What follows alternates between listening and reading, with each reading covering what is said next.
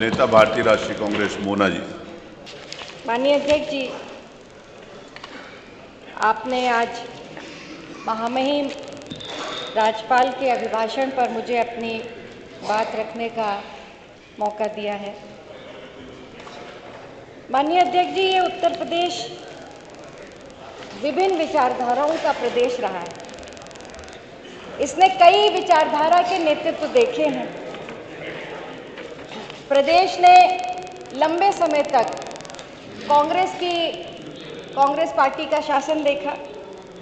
फिर लोकदल में किसान नेता चौधरी चरण सिंह जी की अगुवाई में नेतृत्व वाली सरकार देखी।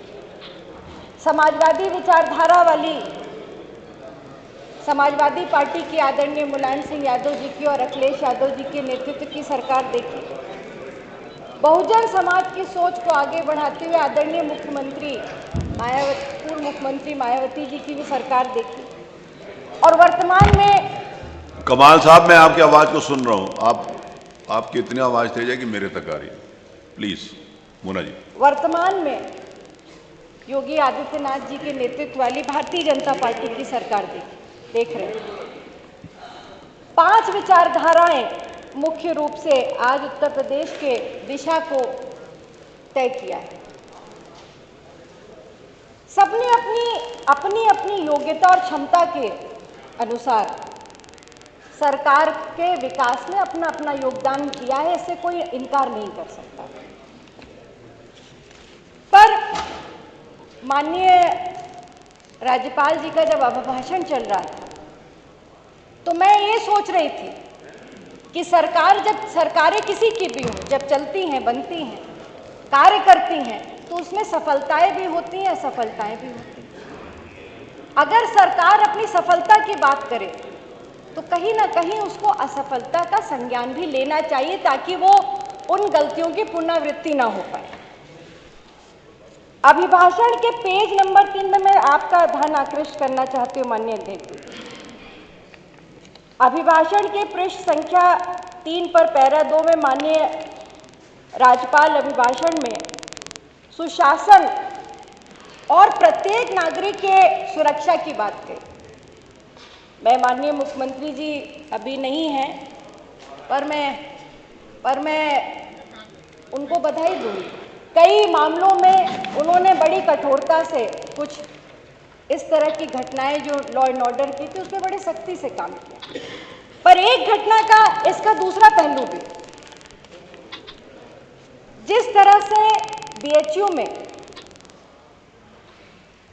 आईआईटी बीएचयू में जिस तरह से छात्रा के साथ दिनांक 1 नवंबर 2023 में बलात्कार जिस तरह की घटना होती है रात में 1:30 बजे, और उसके बाद 2 नवंबर 2023 को एफआईआर लॉन्च होती है। 3 नवंबर 2023 को जो अभियुक्त होते हैं उनको थाने पे बुलाया जाता है, पूछताछ होती है और उसके बाद उन्हें छोड़ दिया जाता है। ये घंटी कहां से बज रही है? कैमरा से चेक कराया। मार्शल, इस बात को देखें। चीफ मार्शल, आप प्लीज कंटिन्यू करिए। माननीय अध्यक्ष जी, 2 महीने बीत जाते हैं और इस घटना के ऊपर कोई कार्यवाही एफआईआर होने के बाद भी 2 महीने तक नहीं। हाँ, मैं इस बात को जरूर कहूंगी कि जब यह वीडियो 2 महीने बाद वायरल हुआ तब दूसरे दिन वो तीनों अभियुक्त गिरफ्तार कर लिए जाते हैं, अरेस्ट कर लिए जाते हैं। पर ये 3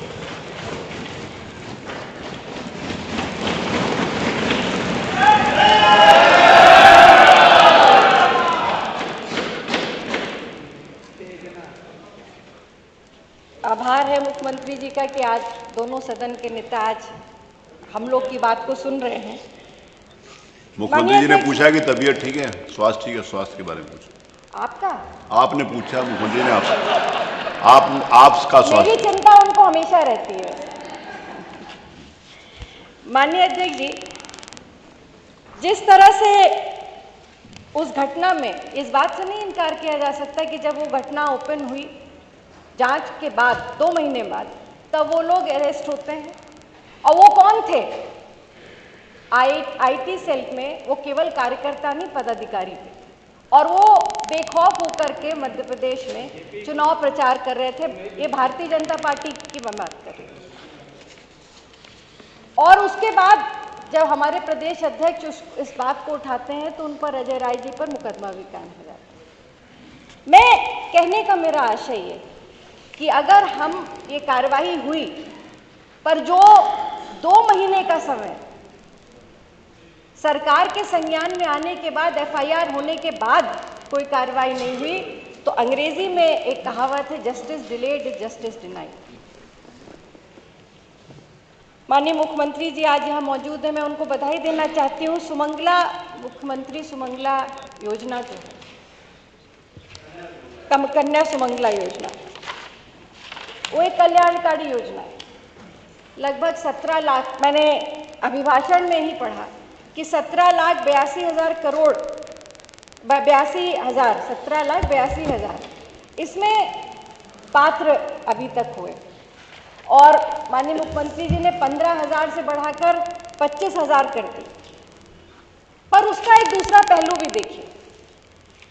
पिछले वर्ष गाजियाबाद में इस योजना के अंतर्गत जो सामूहिक विवाह हुए, उसमें 70% ऐसे लोग उसमें विवाहित हुए जो कि सही नहीं थे, जो लाभान्वित थे वो सही नहीं थे। और उसमें वहाँ के तत्कालीन जिलाधिकारी ने जांच भी की, अपनी रिपोर्ट भी शासन को भेजी।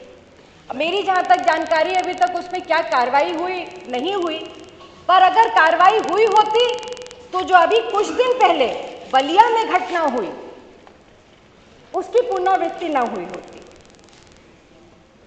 25 जनवरी को बलिया में मनिया ब्लॉक में लगभग 500 जोड़ों की शादी होती, जिसमें से 190 गलत पाए जाते। मोना जी, मेरा रिक्वेस्ट है प्लीज, बस 5 मिनट का सिर्फ 2 पॉइंट और है बोलिए। इसके अलावा प्लीज। माननीय, अब मेरा कुछ समय तो फोन बजने पे चला गया, फिर माननीय मुख्यमंत्री जी का सब मैंने कैलकुलेट कर लिया। उसके लिए मुझे सिर्फ 2 मिनट एक्स्ट्रा। प्लीज बोलिए। माननीय अध्यक्ष जी, वहां पे प्रशासनिक अधिकारी, जनप्रतिनिधि, एमपी, एमएलए सब बैठे थे, और उनके सामने सबने वीडियो देखे कि कैसे लड़कियों ने खुद में गले अपने वरमाला पहन ली। बहुत सारे उसमें ऐसी महिलाएं थी जो पहले से शादीशुदा थी, बच्चे थे उनके, वो भी वहां पे प्रस्तुत की गई थी। ऐसे पुरुष थे जिनको ये तक नहीं पता था कि उनको शादी के लिए बुलाया गया। तो ये एक ऐसी संवेदनशील चीज है कि सरकार अगर योजना ला रही है, अगर वो क्रियान्वित हो और उसका दुरुपयोग हो रहा हो, तो कहीं ना कहीं सरकार को इसका संज्ञान भी लेना चाहिए।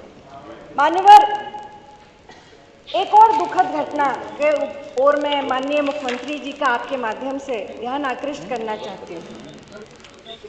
नो वेंडिंग जोन, ये 2017 में सरकार पॉलिसी लाई, बहुत अच्छी पॉलिसी थी। हमने लखनऊ और कानपुर जैसे क्षेत्रों में आपके यहाँ भी देखा कि उस पर अच्छा काम हो रहा है, पर उसका एक पहलू हमने कुछ दिन पहले उन्नाव में घटते देखा।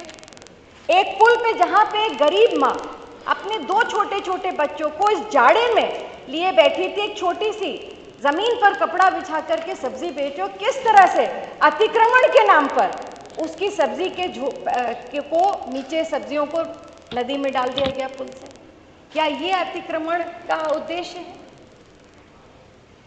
इन योजनाओं को, इस तरह की योजनाओं को, इस तरह की पॉलिसीज को का उनका सही क्रियान्वयन हो, ये भी सरकार की ही जिम्मेदारी।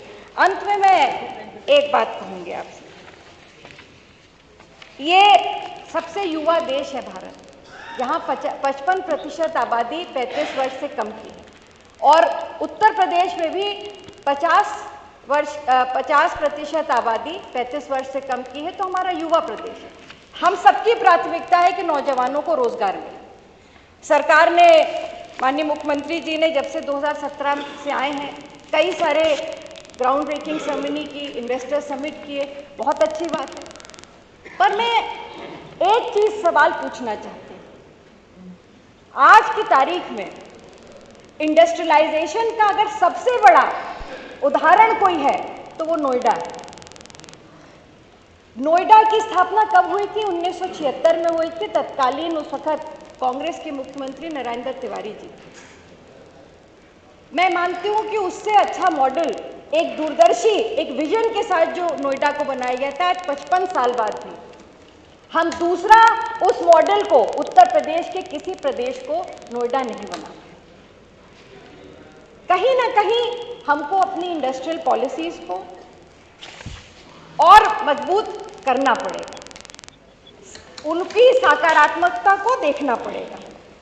अंत में माननीय मुख्यमंत्री जी से एक ही बात कहूँगी। माननीय मुख्यमंत्री जी, आप बहुत संवेदनशील हैं, सहृदय हैं। यहाँ जो 403 विधायक बैठे हैं, ये सबसे पहले उत्तर प्रदेश के नागरिक हैं, उसके बाद हम सब जनप्रतिनिधि हैं। आप मुस्कुरा रहे हैं अध्यक्ष जी, अपनी बात कह लेते हैं। नहीं, वो सब लोग समझ गए, मैं अकेला नहीं मुस्कुरा रहा। माननीय अध्यक्ष जी, आपके माध्यम से नहीं, उनको मैं बोल रही हूँ। माननीय अध्यक्ष जी, महंगाई का दर प्रदेश में 5.5 के आसपास। हम नहीं इनकार कर सकते कि प्रदेश में महंगाई नहीं, तो क्या महंगाई सामान्य जनता के लिए ही है, विधायकों के लिए नहीं है? और मैं ये जरूर कहूंगी कि जब एक जनप्रतिनिधि अपनी दोहरी जिम्मेदारी को, अपने परिवार की जिम्मेदारी के साथ साथ क्षेत्र की जनता की जिम्मेदारी को भी उठाता है, तो उसका ध्यान विशेष रखना जरूरी है। जब महंगाई बढ़ती है, डीजल बढ़ेगा, तो कितना भ्रमण कर पाएगा आज ये जनप्रतिनिधि? मैं आपके माध्यम से माननीय मुख्यमंत्री जी से, और साथ में हमारे वित्त मंत्री जी भी बैठे, मैं अनुरोध करूंगी कि एक कमेटी बननी चाहिए, और उस कमेटी में मेरे ख्याल से वो 2017 माननीय मुख्यमंत्री जी ने उसके लिए निर्देशित भी किया था, बनी भी थी, पर शायद क्रियाशील नहीं है। माननीय संसदीय कार्य मंत्री जी के नेतृत्व में, वित्त मंत्री भी हैं, इनके नेतृत्व में वो कमेटी बने, और उसमें जितने भी मानदेय भत्ते विधायकों के जो भी सुविधाएं हैं, उसका समय समय पे आकलन हो, और सबसे विशेष चीज ये है कि उसको महंगाई इंडेक्स से उसको जोड़ा जाए, ताकि कल हम रहे ना रहे, ये रहे ना रहे, वो अपने आप उन विधायकों के आने वाली पीढ़ियों के लिए धन्यवाद से वो बनी थैंक रहे। यू। मैं माननीय धन्यवाद माननीय अध्यक्ष, थैंक यू। अंत में नो अपनी बात को श्री राजभर, श्री ओम प्रकाश राज, कि आज ये प्रदेश हमारा है, आपका, हम सबका है। ये विरोधाभास नहीं, टाइम की लिमिट का समय नहीं है, पर इतना कह के अपनी बात खत्म करूंगी कि राज्यपाल का अभिभाषण सफेद कागज पर काली स्याही से लिखी अधूरी कहानी है, इसको पूरा। श्री ओम प्रकाश राजभर, बहुत बहुत धन्यवाद।